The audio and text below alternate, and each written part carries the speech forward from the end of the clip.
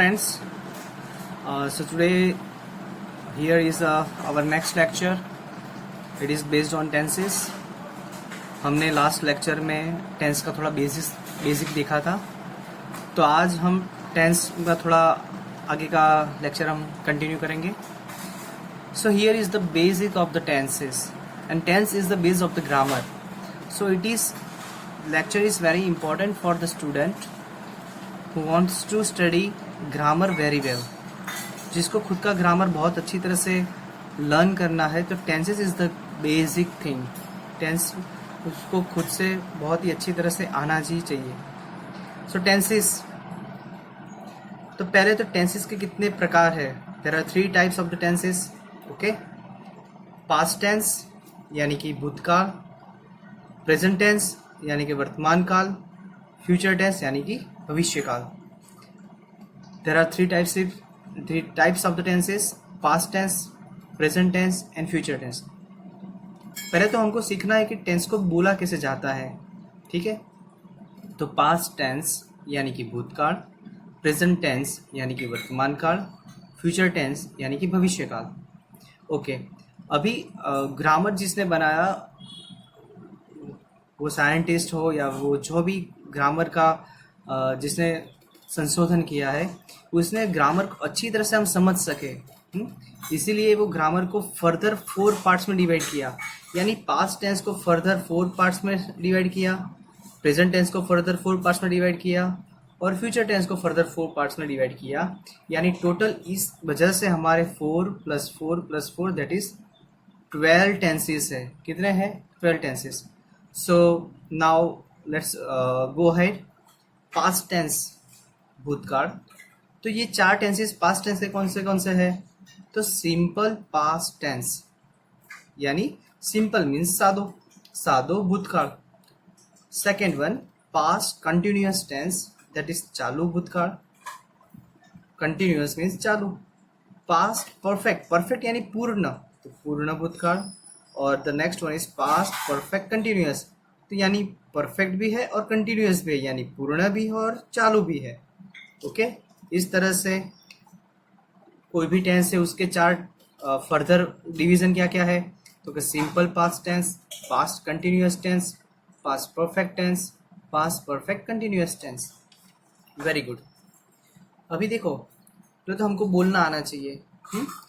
दो it will not ask in your exam, but हमको सीखना है. हम टेंसेस पढ़ ही रहे हैं तो क्यों ना अच्छी तरह से पढ़े. देखो, पास्ट टेंस, प्रेजेंट टेंस और future tense. Past tense, present tense और फ्यूचर टेंस हर एक में 4 है. जैसे सिंपल है, कंटिन्यूअस है, परफेक्ट है और परफेक्ट कंटिन्यूअस है. यहाँ भी क्या होगा? Simple, continuous, perfect, perfect continuous. मैं लिखता नहीं हूँ लेकिन यू कैन इमेजिन. फ्यूचर में भी क्या है? Simple, continuous, perfect and perfect continuous. Got it. अच्छा, हमको अभी बोलना सीखना है. हम किस तरह से बोल सकते हैं? देखो, सिंपल पास्ट टेंस बोलना सीखना है. Simple past tense. Okay, simple present tense, simple future tense. लेकिन जब हम कंटिन्यूअस से आगे जाते हैं तो वो यहाँ से आता है. Perfect continuous, present continuous, future continuous. Next one, past perfect continuous, past perfect, present perfect, future perfect. और नेक्स्ट क्या है? यहाँ से past perfect continuous, present perfect continuous, future perfect continuous. Again, simple past tense, simple present tense, simple future tense. फिर past को हम आगे रख देंगे. Past continuous tense, present continuous tense, future continuous tense, past perfect tense, present perfect tense, future perfect tense, past perfect continuous tense, present perfect continuous tense, future perfect continuous tense. Clear? So this is the basic introductory of the tenses. Now we are going to start with the present tense. Present यानी कि gift. Present यानी कि gift. तो gift हमें कब मिलती है? तो वो प्रेजेंट में ही मिलती है ना, तो ही वो गिफ्ट की कुछ वैल्यू है. ठीक है, तो प्रेजेंट यानी कि गिफ्ट, यानी अपना जो वर्तमान है वो गिफ्टफुल है. Gift, it is gift given by the God. भगवान ने हमको दी एक गिफ्ट है. तो लिव इन प्रेजेंट, हाँ प्रेजेंट में जीना सीखो। चलो नेक्स्ट वन, प्रेजेंट टेंस के कौन कौन से 4 सब डिवीजन है? तो सिंपल प्रेजेंट टेंस, फिर प्रेजेंट आगे आएगा प्रेजेंट कंटिन्यूस टेंस, प्रेजेंट आगे आएगा present perfect tense, present perfect continuous, और उसमें से आज हम पढ़ेंगे simple present tense. This is guys very easiest one, and this is the now really the tense is going to start from here, हाँ tense की शुरुआत ही यहाँ से होती है। So be focused, simple present tense कैसे करेंगे? तो देखो सिंपल प्रेजेंट टेंस में कुछ है नहीं, हमको सिर्फ याद यह रखना है it is very simple tense. Okay चलो हम क्विक एक रिवीजन ये भी कर लेते हैं कि हेल्पिंग वर्ब था हमारा, तो हेल्पिंग वर्ब प्रेजेंट टेंस में कौन कौन से थे? लास्ट लेक्चर में हमने देखा था हेल्पिंग वर्ब्स थे is, am, are, has, have, do और डस। हेल्पिंग वर्ब हमने लास्ट लेक्चर में देखा था ना, what is the definition of the helping verb? Can you recall it? हाँ यस सही, helping verb is the verb which makes the sentence into meaningful sentence. वो sentence को meaningful sentence बनाने के लिए हेल्प करता है। लेकिन here the scenario is change.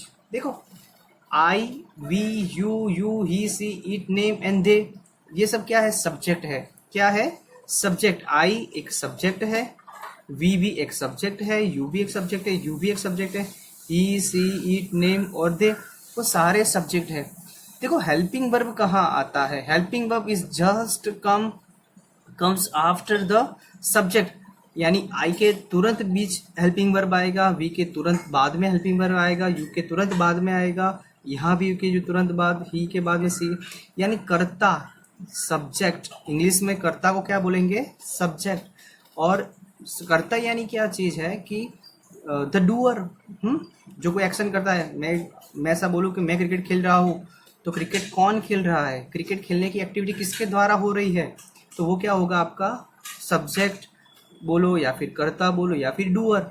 जो कुछ क्रिया करता है वो करता है, जो कोई क्रिया कौन करता है तो दैट इज योर सब्जेक्ट। देखो तो हेल्पिंग वर्ब कहाँ आएगा?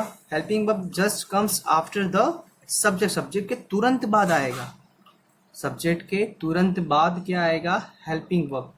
लेकिन यहाँ हम बात कर रहे हैं सिंपल टेंस की, simple present tense, simple present tense. तो सिंपल टेंस देखो हेल्पिंग वर्ब क्या चीज़ है कि हेल्पिंग वर्ब बहुत ही ऑनेस्ट है, बहुत ही बड़े दिल वाला है। Helping verb always ask the person may I help you, it is helping verb, I am helping verb, I always ask anyone for the help. तो जब भी हम कोई सब्जेक्ट की बात करते हैं तो हेल्पिंग वर्ब तुरंत दौड़ के आ जाता है और बात करता है मे आई हेल्प यू, क्या मैं आपकी हेल्प कर सकता हूँ, क्या मैं आपकी हेल्प करूँ। लेकिन सिंपल टेंस बहुत ही सिंपल है, बहुत ही साधारण है। वो बोलते हैं नहीं भैया, नहीं भैया मुझे आपकी हेल्प नहीं चाहिए। जिसको आपकी हेल्प की रिक्वायरमेंट है उसे जाके आप हेल्प करो।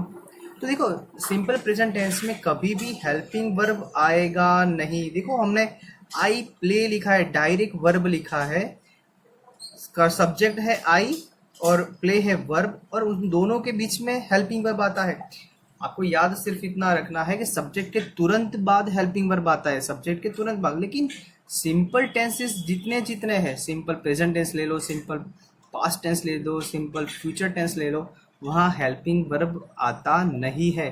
तो यहाँ क्या चीज़ होगी कि helping verb will not come into the sentences. Clear? तो देखो मैंने क्या लगा, I play, helping verb is, am, are, has, have, do, does. Can you find over here? No, not at all. So here the sentence is of helping verb. देखो आपको sentence identify right hand side से करना है। Subject के बाद helping verb आपको नहीं मिलता और वर्ब का ओरिजिनल फॉर्म यानी V1 मिलता है, that is the sentence is of simple present tense. Subject के बाद यानी कर्ता के बाद आपको कोई हेल्पिंग वर्ब नहीं मिलता और V1 मिलता है, V1, तो वो सेंटेंस पक्का सिंपल प्रेजेंट टेंस यानी सादो वर्तमान काल का ही होगा।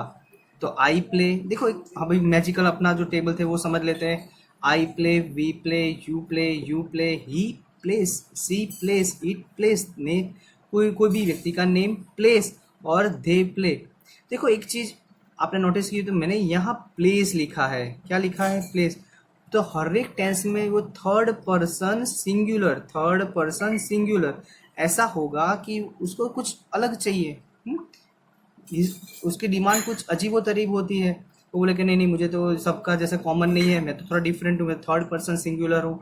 तो ओके भैया, तो हमने क्या किया, थर्ड पर्सन सिंगुलर को यहाँ पीछे एस दे दिया, दिस इज एस, यानी वर्ब के पीछे हमने क्या दे दिया, एस। हाँ, वो कंडीशन तो हम फुलफिल करते ही है कि सब्जेक्ट के बाद में हेल्पिंग वर्ब नहीं आता है, लेकिन वर्ब के पीछे एस या ईएस कंडीशन के हिसाब से आएगा। कहाँ वर्ब के पीछे एस आएगा, कहाँ ईएस आएगा, वो हम बाद में देखेंगे। फिलहाल आपको इतना ही याद रखना है कि सिंपल प्रेजेंट टेंस के थर्ड पर्सन सिंगुलर में वर्ब के पीछे एस या ईएस आता है, दैट्स इट। वहाँ सिंपल वर्ब V1 यानी ओरिजिनल फॉर्म आता नहीं है। That is the thing you have to remember. Okay, now come to the sentences. देखो, अभी सेंटेंस बनाना है, वो कुछ बड़ी बात तो है नहीं। देखो क्या है कि आई प्ले क्रिकेट एवरी डे। देखो सेंटेंस बनाना है, आई प्ले, यहाँ हेल्पिंग वर्ब नहीं है, तो पक्का ये सिंपल प्रेजेंट टेंस का ही सेंटेंस है। लेकिन इसको बनाना है, हम कैसे बनाएंगे? देखो, यहाँ हमें कोई फॉर्मूला याद नहीं रखना है कि subject plus verb plus helping verb, ऐसा कोई फॉर्मूला हमको याद नहीं रखना है। सिंपल, आई प्ले, मैं खेल रहा हूँ, क्या, तो कि क्रिकेट, और कब, तो कि एवरीडे, तो यानी हर रोज। आई प्ले, मैं खेल रहा हूँ, क्या, क्रिकेट, कब, तो कि एवरीडे। तो देखो यहाँ सब्जेक्ट आया आई, वर्ब आया प्ले, और ओरिजिनल फॉर्म है वर्ब का यानी V1 है, और ये सब्जेक्ट है मेरा, लेकिन यहाँ कोई हेल्पिंग वर्ब है नहीं, तो ये पक्का सिंपल प्रेजेंट टेंस का सेंटेंस है, वो तो मुझे पता चल गया। ओके, फिर सेंटेंस बनाना, कंस्ट्रक्शन कैसे करेंगे हम सेंटेंस का कंस्ट्रक्शन? तो कि आई प्ले क्रिकेट एवरी डे, मैं हर रोज क्रिकेट खेलता हूँ। अभी उसको मुझे नेगेटिव बनाना है या क्वेश्चन बनाना है, तो remember one thing, if you want to make a negative sentence or if you want to make a question sentence from the given sentence, तो आपको जस्ट देखो, नेगेटिव बनाना है तो हेल्पिंग सब्जेक्ट के बाद तुरंत हेल्पिंग वर्ब और उसके बाद नॉट रख दो। क्या करना है आपको? कोई भी सेंटेंस का नेगेटिव सेंटेंस बनाना है तो हेल्पिंग वर्ब के पीछे नॉट रख दो, और कोई भी सेंटेंस को आपको क्वेश्चन बनाना है तो हेल्पिंग वर्ब को उठा के आगे रख दो। जैसे आई प्ले क्रिकेट एवरी डे, तो यहाँ देखो मुझे अभी क्वेश्चन सेंटेंस बनाना है पहले, तो मुझे हेल्पिंग वर्ब उठा के आगे रखना है, लेकिन कोई हेल्पिंग वर्ब तो है ही नहीं। देखो सिंपल प्रेजेंट टेंस है तो there is no any helping verb, लेकिन जब जब हेल्पिंग वर्ब नहीं होता है तब सिंपल प्रेजेंट टेंस में डू और डस को हम यूज करेंगे। क्या बोला कि जब भी कोई सेंटेंस में हेल्पिंग वर्ब नहीं होता यानी सिंपल प्रेजेंट टेंस का कोई सेंटेंस है तो ऑब्वियसली उसमें हेल्पिंग वर्ब नहीं होगा, तो तब सिंपल प्रेजेंट टेंस के सेंटेंस का नेगेटिव या क्वेश्चन बनाने के लिए हम हेल्पिंग वर्ब यूज करेंगे डू और डस। तो क्वेश्चन था हमारे साथ आई प्ले क्रिकेट एवरी डे, तो उसका क्वेश्चन बनाना है तो मुझे हेल्पिंग वर्ब उठा के आगे रखना है, लेकिन कोई हेल्पिंग वर्ब है नहीं, तो मैं क्या उठाऊंगा? डू। तो डू, फिर जो सेंटेंस था वही पूरा का पूरा लिख दो, तो do I play cricket every day, do I play cricket every day. अभी उसका मैं आंसर दूंगा, तो आंसर भी हम दो तरीके से देंगे। पहले एक लंबा चौड़ा आंसर, तो नो आई, नेगेटिव करना है तो हेल्पिंग वर्ब के पीछे नॉट रख दो, नो आई डू नॉट, यानी हेल्पिंग वर्ब डू था ना, नो आई डू नॉट, और उसका शॉर्ट फॉर्म भी क्या होगा? डू नॉट का डोंट, वो भी लिख सकते हो या ये भी लिख सकते हो, दोनों में से एक लिखो, no I do not play cricket every day. Okay, उसका भी शॉर्ट फॉर्म में लिखना हो तो नो आई डू नॉट, यहाँ हम डोंट नहीं रखेंगे। जब सेंटेंस में डू नॉट के पीछे कुछ आता है तभी जाके हम डोंट रखेंगे। यहाँ सही है, no I don't play cricket every day, तो डोंट के पीछे ही पूरा सेंटेंस था इसलिए हम डोंट रख सकते हैं। लेकिन यहाँ देखो नो आई डू नॉट, क्योंकि यहाँ के पीछे कुछ आता नहीं है तो हम यहाँ डोंट नहीं रखेंगे। ठीक है, नो आई डू नॉट। अच्छा,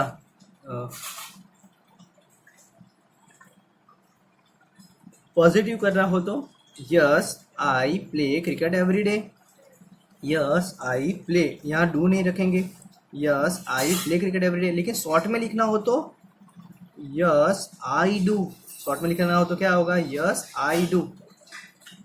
एक बार फिर से हम थोड़ा समझ लेंगे कि देखो सिंपल प्रेजेंट टेंस में पहली चीज़ तो हेल्पिंग वर्ब आएगा नहीं, दूसरी चीज़ के सब्जेक्ट के तुरंत बाद V1 आएगा, तीसरी चीज हमको सेंटेंस कंस्ट्रक्शन करना है, जैसे आई प्ले, लेकिन क्या, तो क्रिकेट कब, एवरीडे, तो आई प्ले क्रिकेट एवरीडे। अच्छा मुझे इसका क्वेश्चन बना है तो हेल्पिंग वर्ब मुझे आगे रखना है, लेकिन हेल्पिंग वर्ब जब भी नहीं है तो हम डू या डज यूज करेंगे, तो यहाँ हम डू यूज करेंगे, तो do I play cricket everyday. पीछे क्वेश्चन मार्क, ठीक है। अभी मुझे आंसर करना है, तो आंसर मैं नो या यस से करूंगा, तो नो आई डू नॉट, या फिर don't play cricket everyday, yes I play cricket everyday, yes I do, no I do not. Okay, दूसरा एग्जांपल लेंगे, आपको थोड़ा ज़्यादा क्लियर होगा, प्लीज स्टे विथ मी। चलो सेकंड एग्जांपल, तो वी प्ले, देखो यहाँ भी हेल्पिंग वर्ब नहीं है, तो यानी ये पक्का, और देखो वी यानी सब्जेक्ट के बाद तुरंत V1 आया अपना, ठीक है, तो ये पक्का अपना क्या है, सिंपल प्रेजेंट टेंस है, ठीक है। यहाँ आइडेंटिफाई करना बहुत ही सिंपल है, सब्जेक्ट के पास तुरंत V1 आता है, कोई हेल्पिंग वर्ब बीच में नहीं है, तो वो सिंपल प्रेजेंट टेंस का सेंटेंस है। वी प्ले, हम खेलते हैं क्या, तो क्रिकेट कब, तो एवरी संडे। देखो यहाँ आप कुछ भी लिख सकते हो, every Sunday, every month, every week, every day, you can write anything, ठीक है। आप नहीं भी लिखते तो भी सही है, सपोज मैं इतना ही सेंटेंस रखूँ, वी प्ले क्रिकेट, तो अभी मुझे पता चल जाना चाहिए कि सिंपल प्रेजेंट टेंस का सेंटेंस है। कैसे, सब्जेक्ट के बाद तुरंत V1 आया है, तो that is the sentence of the simple present tense. पीछे कुछ भी लिखो ना लिखो कुछ फर्क पड़ता नहीं है। ओके, चलो मुझे अभी क्वेश्चन करना है, तो देखो यहाँ तो हेल्पिंग वर्ब है नहीं, तो मैं क्या यूज करूंगा, डू, तो do we play cricket every Sunday, पीछे क्वेश्चन मार्क आएगा ही आएगा। देखो भैया ये भूल जाओगे तो एग्जाम में आधा मार्क कट हो जाएगा, तो यानी question mark must be put at the last of the sentence. अच्छा इसका आंसर यस में, yes we play cricket, yes का तो सिंपल यस लग के पूरा लिख दो, yes we play cricket everyday, और शॉर्ट में लिखना तो यस वी डू। देखो यहाँ क्या रखेंगे, लिखेंगे हम यस वी डू, और नो से लिखना तो no we don't play cricket everyday. देखो डोंट के पीछे कुछ था इसलिए हमने यार डोंट यूज किया, और कुछ नहीं है तो हम डू नॉट करेंगे, ठीक है, नो वी डू नॉट। चलो अभी वेरी वेरी इंपॉर्टेंट टॉपिक, सी प्लेज क्रिकेट डेली। देखो पीछे तो कुछ भी लिख सकते हैं हम, ये सब्जेक्ट है और ये V1 है, लेकिन उसके पीछे एस लगा है, तो this sentence must be of simple present tense. मुझे कैसा पता चला, क्योंकि मुझे पता है वो टेबल में से जैसे सिंपल प्रेजेंट टेंस है तो उसके थर्ड पर्सन सिंगुलर के पीछे एस या ईएस लगता है। थर्ड पर्सन सिंगुलर है सी, ठीक है, सब्जेक्ट अपना थर्ड पर्सन सिंगुलर है तो हाँ है, तो यहाँ वर्ब के पीछे एस लगेगा, और यहाँ कोई हेल्पिंग वर्ब तो है नहीं, तो इससे हमको पता चल जाता है कि ये सेंटेंस सिंपल प्रेजेंट टेंस का है। तो she plays cricket daily, very good. देखो अभी उसको मुझे सेंटेंस क्वेश्चन सेंटेंस बनाना है, तो पहले तो मैं डू ही रखूंगा, तो do she play cricket daily, मैं ऐसे लिखूंगा। लेकिन यहाँ क्या, डू तो मैंने रख दिया, लेकिन यहाँ सिंपल प्ले होता तो तब ये सही था, लेकिन यहाँ तो प्लेस है, तो जो एस है वे मैं डू को दे देता हूँ। एस में किसको देता हूँ, डू को, तो यानी do will converted into does, do क्या हो जाएगा, डस। तो इस तरह से third person singular simple present tense के सेंटेंस में हमेशा क्वेश्चन जब हम बनाते हैं या फिर हम नेगेटिव बनाते हैं तब यहाँ डस आता है, ठीक है। कैसे आता है वो मैंने समझा लिया है। अगर आपको पता नहीं चलता है फिर से आप पॉज करो, रिवाइंड करो और फिर से सुनो, तो यानी यहाँ क्या आएगा, डस, तो डस, फिर तो चौथा डस सी प्ले क्रिकेट डेली, तो यस सी, देखो यहाँ यस सी, यस सेंटेंस में तो हम क्या करते हैं, सी सिंपल आगे यस लिख देते हैं, पूरा सेंटेंस वैसा का वैसा लिख देते हैं, यस सी प्लेज क्रिकेट डेली, ठीक है। और एक चीज और कि जब हमने यहाँ डस यूज किया फिर यहाँ हमने प्लेस नहीं किया है, ठीक है, यहाँ प्लेस नहीं, यहाँ सिंपल प्ले आएगा। क्यों, क्योंकि जो प्लेस का एस था वो तो हमने डू को दे दिया है, इसलिए तो डू डज हो गया है। और जब जब हम डू या डज यूज करेंगे सेंटेंस में, देखो यहाँ डू यूज किया था तो सिंपल प्ले था, यहाँ डज यूज किया तो भी सिंपल प्ले था, यानी डू और डज जब यूज होता है सेंटेंस में तब वर्ब का ओरिजिनल फॉर्म यानी V1 ही आता है, ठीक है। तो देखो यस सी प्लेस क्रिकेट डेली, तो यस सी डज, जैसे हम डू लिखते थे क्यों, सिंपल प्ले था, तो यहाँ हम डज लिखेंगे क्यों, यहाँ क्योंकि यहाँ प्लेस है। तो नो सी डजंट, देखो यहाँ डजंट, और उसके बाद प्ले आया, यहाँ प्लेस आएगा नहीं। No she doesn't play cricket daily और no she does not. Clear. यदि कोई व्यक्ति का नाम होता है तो क्या होता, चलो वो भी देख लेते हैं। Jethalal plays cricket every day. Jethalal plays, क्यों, तो थर्ड पर्सन सिंगुलर कोई व्यक्ति का नाम, थर्ड पर्सन सिंगुलर में क्या क्या आता है, ही सी इट और किसी का भी नाम। तो नाम यानी कोई भी व्यक्ति का नाम होता है। तो जेठालाल, तो जेठालाल थर्ड पर्सन सिंगुलर हुआ। ये सब्जेक्ट कौन सा है अपना, थर्ड पर्सन सिंगुलर, जेठालाल। तो Jethalal plays cricket every day. अभी उसको मुझे क्वेश्चन बनाना है तो हेल्पिंग वर्ब उठा के आगे, लेकिन हेल्पिंग वर्ब कोई है नहीं तो मैं डू रखूंगा, लेकिन यहाँ पर प्लेस है तो फिर वो डू को एस भी दे दूंगा। तो डस, फिर तो जो सेंटेंस है वही रख देंगे, डस जेठालाल, लेकिन यहाँ प्ले आ जाएगा, अभी प्लेस रहेगा नहीं। क्यों, क्योंकि यहाँ से एस हमने आगे दे दिया। तो does Jethalal play cricket everyday, question mark तो रखना ही है क्योंकि क्वेश्चन सेंटेंस है। देखो अभी मैंने थोड़ा आपके लिए होमवर्क रखा है कि उसका पॉजिटिव सेंटेंस क्या होगा, try to think it, yes, फिर कॉमा करके पूरा सेंटेंस लिख देना, यस जेठालाल प्लेस। हाँ यहाँ प्लेस आएगा क्योंकि यहाँ बीच में डू और डस सेंटेंस में नहीं आया। तो yes Jethalal place cricket daily या फिर एवरीडे। और उसका शॉर्ट फॉर्म लिखना हो तो यस जेठालाल डज, क्या आएगा, जेठालाल डज। क्यों, क्योंकि यहाँ पर प्लेस है। और नेगेटिव पूरा लिखना हो तो नो जेठालाल डज नॉट या फिर doesn't play cricket every day. और शॉर्ट में लिखना हो तो no Jethalal does not. Clear है। चलो नेक्स्ट, अभी हम थोड़ा ब्रेनस्टॉर्मिंग करेंगे। देखो अभी मैं आपको दूसरा एक वर्ब देता हूँ, ड्रिंक। वर्ब कौन सा है अपने अपने पास, ड्रिंक। वर्ब कौन सा है, ड्रिंक। तो अभी आपको सेंटेंस ऐसे बोलना है, पहले शॉर्ट सेंटेंस बनाना सीखो। I drink, we drink, you drink, you drink, he drinks आएगा। क्यों, थर्ड पर्सन सिंगुलर है, कुछ उसको अलग चाहिए तो दे दो, वर्ब के पीछे एस दे दो। ही drinks, he drinks, it drinks, sorry यहाँ किसी का नाम आएगा, सचिन ड्रिंक्स। ओके, क्या होगा, सचिन ड्रिंक्स। और यहाँ क्या आएगा, दे ड्रिंक। क्लियर है। अभी सेंटेंस बनाना ट्राई करो। चलो, आई ड्रिंक, मैं पीता हूँ क्या, तो सपोज टी, कॉफी, जूस। कब, तो क्या एवरी संडे, संडे। ठीक है, इस तरह से हम सेंटेंस बनाएंगे। आई ड्रिंक क्या, कॉफी, कब, एवरी मॉर्निंग। चलो मुझे मैं नहीं पीता ना, तो आई do not drink coffee every morning. चलो मुझे क्वेश्चन बनाना है, तो क्वेश्चन क्या होगा, हेल्पिंग वर्ब आगे आएगा, लेकिन हेल्पिंग वर्ब कोई है नहीं तो क्या करेंगे हम, डू रखेंगे, डू, फिर जो सेंटेंस है वही रख देंगे, do I drink coffee every morning, लेकिन पीछे क्वेश्चन मार्क्स। अच्छा, अब इसको नेगेटिव बनाना है तो नो आई डू नॉट या फिर don't drink coffee every morning. और शॉर्ट में लिखना हो तो नो आई डू नॉट। देखो डू नॉट यहाँ भी सही है, यहाँ भी सही है, लेकिन यहाँ डोंट वो भी सही है, लेकिन यहाँ डोंट सही नहीं है। तो yes I drink coffee every morning, yes I do. Clear है। चलो आगे जाएंगे। हितेश ड्रिंक्स, क्यों ड्रिंक्स लिखा, सोचो, क्योंकि it is a third person singular. कोई हेल्पिंग वर्ब है तो नहीं है। Hitesh drinks coffee every evening. याद रखो, हेल्पिंग वर्ब तुरंत सब्जेक्ट के बाद आएगा और उसके बाद वर्ब आता है। सब्जेक्ट होता है, उसके बाद हेल्पिंग वर्ब होता है, उसके बाद वर्ब होता है। तो हितेश ड्रिंक्स, मुझे क्या पता चल गया कि सिंपल प्रेजेंट टेंस का सेंटेंस है। How can I find it, because there is no helping verb and the verb contains s और es at its end. Verb के पीछे एस और ईएस है, that is why I can find that this sentence is of simple present tense.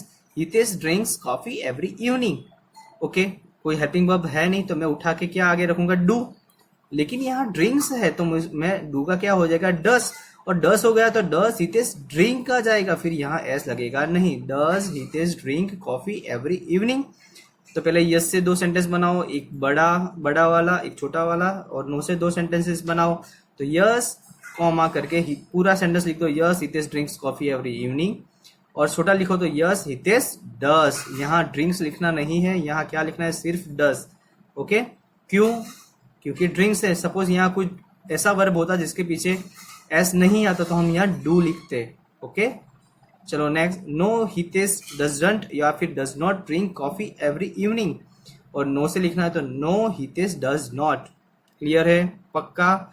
अभी भी पता नहीं चला हो तो फिर से पॉज करो, रिवाइंड करो एंड अगेन और अगेन देखो। चलो नेक्स्ट, सिंगुलर और प्लूरल एक सेंटेंस है। चलो दूसरा मैंने आपको वर्ड दिया है I run, we run, you run, he runs, she runs, it runs, Chintu runs, they run. एक नया वर्ब है रन, रन से आपको ट्राई करना है। I run, we run. देखो आप कोई भी वर्ब लो और उसको ऐसे ऐसे घुमाओ, पूरे ये टेबल में घुमाओ वर्ब को। I run, we run, you run, ठीक है। फिर क्या करो, एक छोटा सेंटेंस लो। चलो I run, we run, you run, he runs, she runs, it runs, Chintu runs, they run. अभी मुझे क्या करना है, ये छोटे सेंटेंस मैंने बनाया आई रन, तो उसका मैं पहले नेगेटिव क्वेश्चन बनाऊंगा। तो क्या आएगा, डू आई रन। ये वी रन है तो उसका क्या आएगा, डू वी रन। ये यू रन है उसका क्या होगा, डू यू रन। ये यू रन है तो उसका क्या होगा, डू यू रन।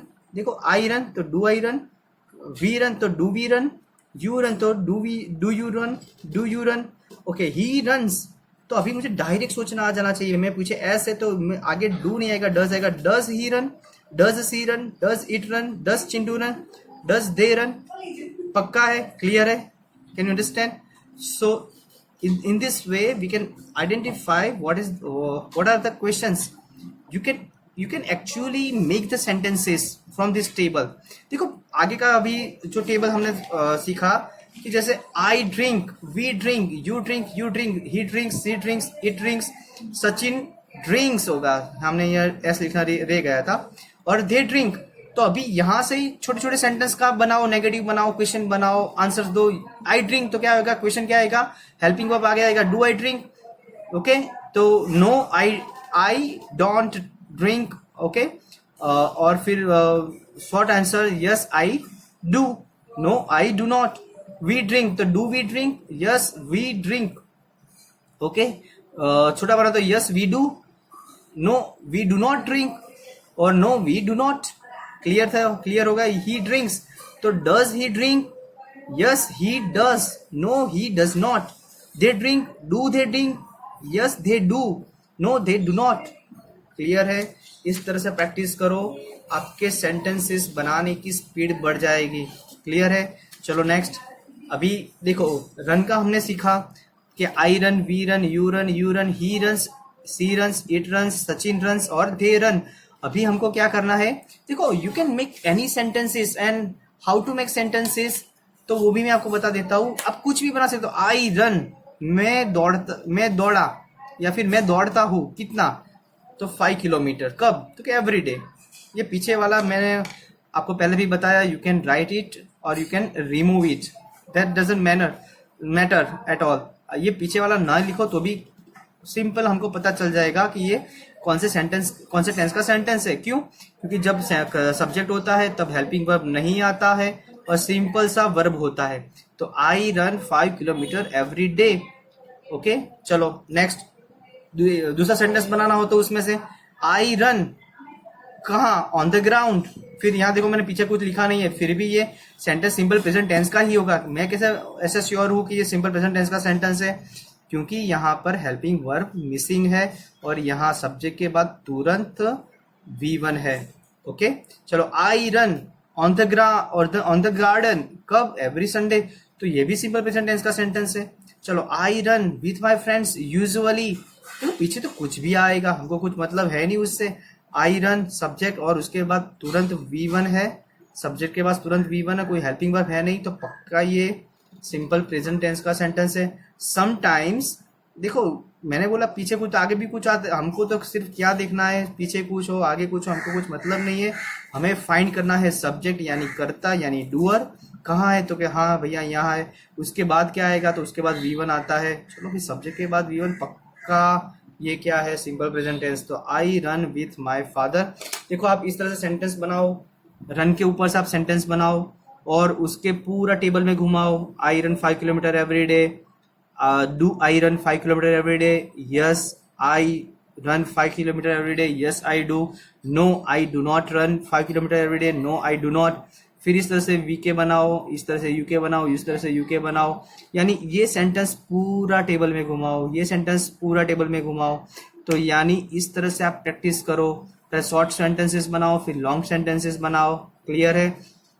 चलो अभी देखो मैंने यहाँ यूजुअली यूज किया है या समटाइम्स यूज किया है, तो ऐसे वर्ड भी सिंपल प्रेजेंट टेंस के आपको स्कूल में ऐसा सिखाएंगे कि कुछ ऐसे वर्ड है आपको आइडेंटिफाई करना है वर्ड के बेस पर कि ये सेंटेंस सिंपल प्रेजेंट टेंस का है कि नहीं। सपोज कोई सेंटेंस में usually, generally, sometimes, frequently, often, always, everyday, ठीक है, every year, every month, every week, ऐसे कुछ वर्ड्स आते हैं तो वो सेंटेंस पक्का सिंपल प्रेजेंट टेंस का है। लेकिन हम इतना सारा क्यों याद रखेंगे? हम सिर्फ इतना ही याद रखेंगे कि जहां वर्ब आता है यानी सब्जेक्ट आता है उसके बाद तुरंत V1 आता है, बीच में कोई हेल्पिंग वर्ब नहीं है, तो वो सेंटेंस पक्का सिंपल प्रेजेंट टेंस का है। और दूसरी बहुत ही शॉर्ट की ये भी है कि कोई भी वर्ब के पीछे एस या ईएस लगता है, कोई भी वर्ब के पीछे एस या ईएस लगता है तो वो पक्का सिंपल प्रेजेंट टेंस का ही सेंटेंस होगा, क्योंकि सिर्फ सिंपल प्रेजेंट टेंस के थर्ड पर्सन सिंगुलर में ही ऐसी बात कही है कि उसमें वर्ब के पीछे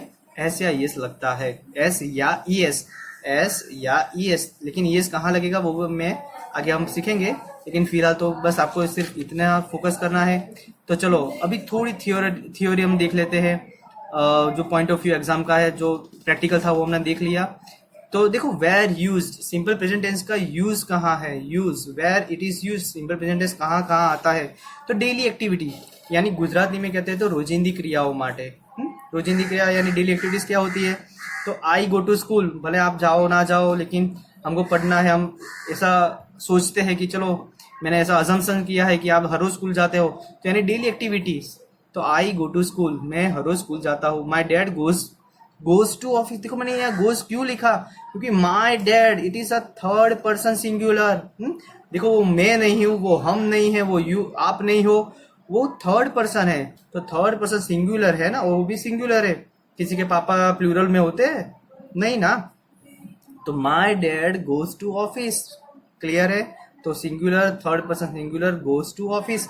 चलो हैबिट्स, देखो हैबिट्स यानी टेवो कुटेवो।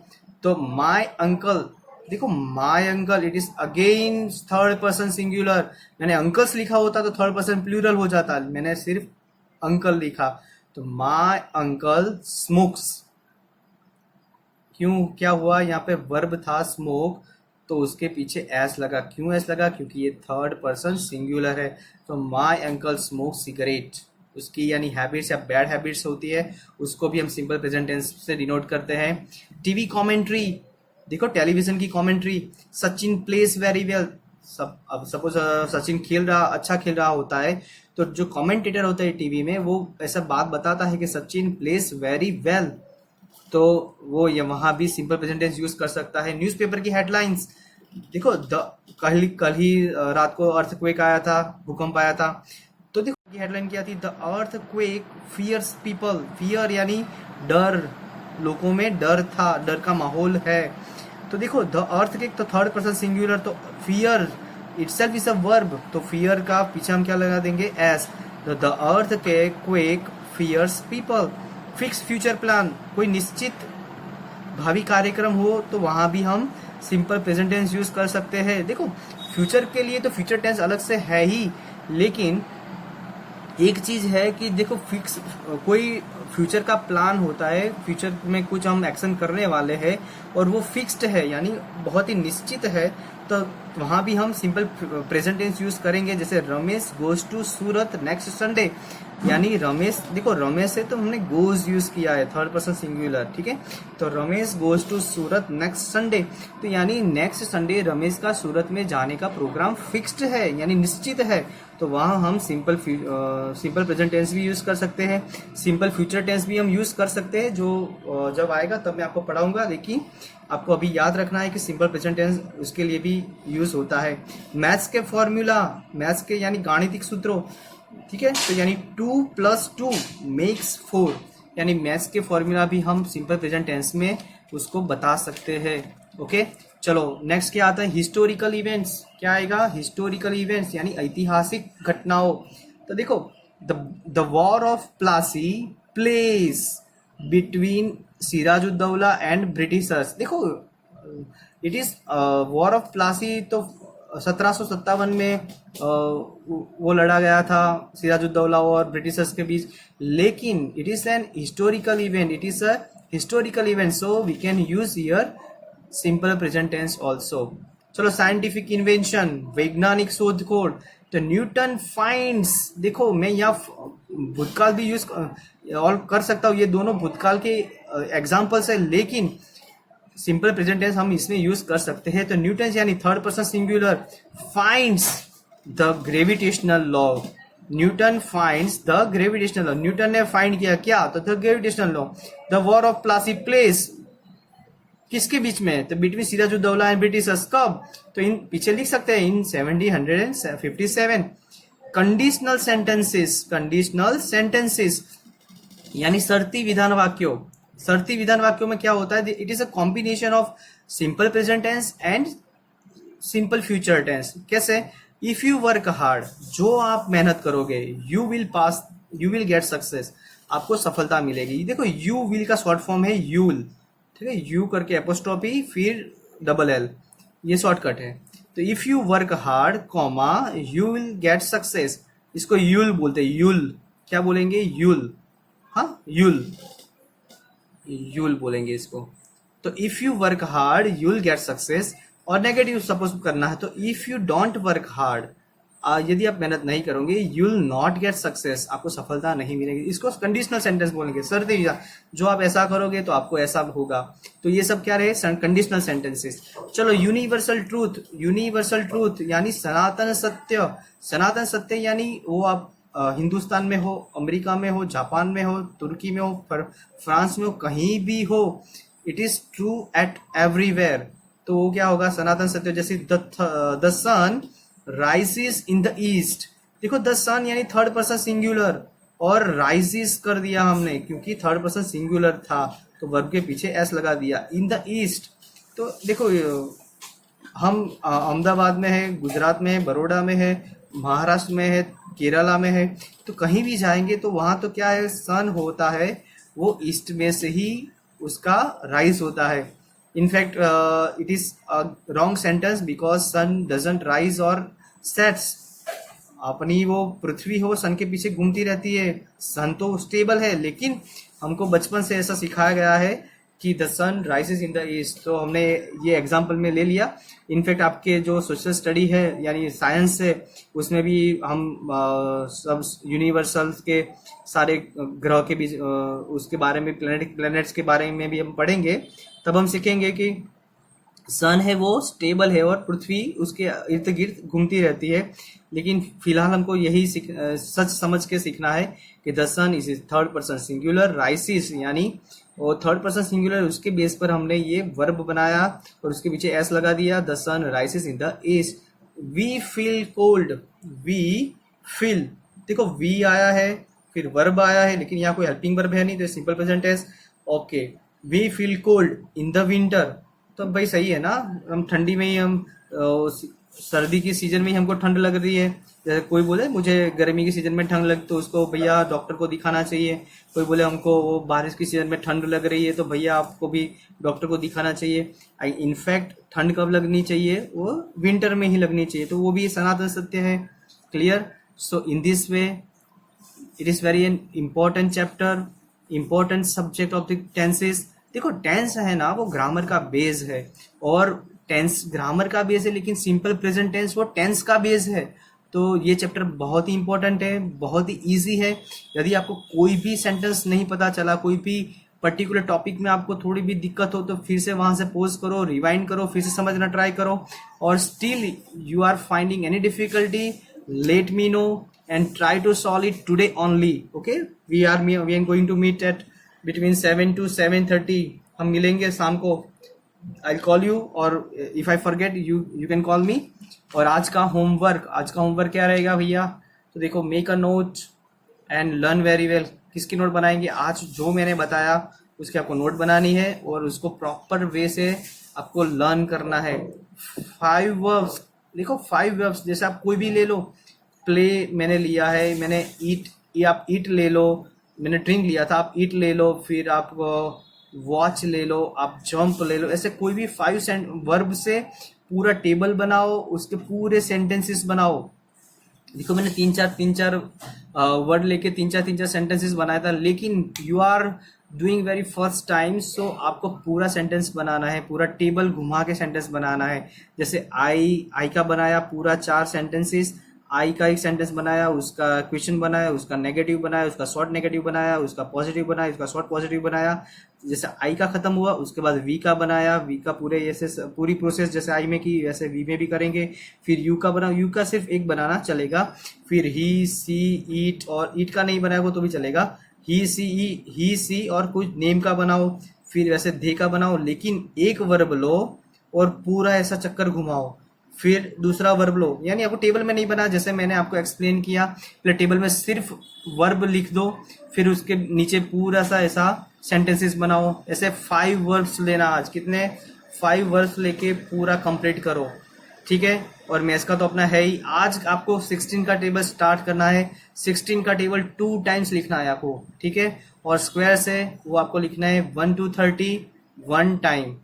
So this is the homework for today.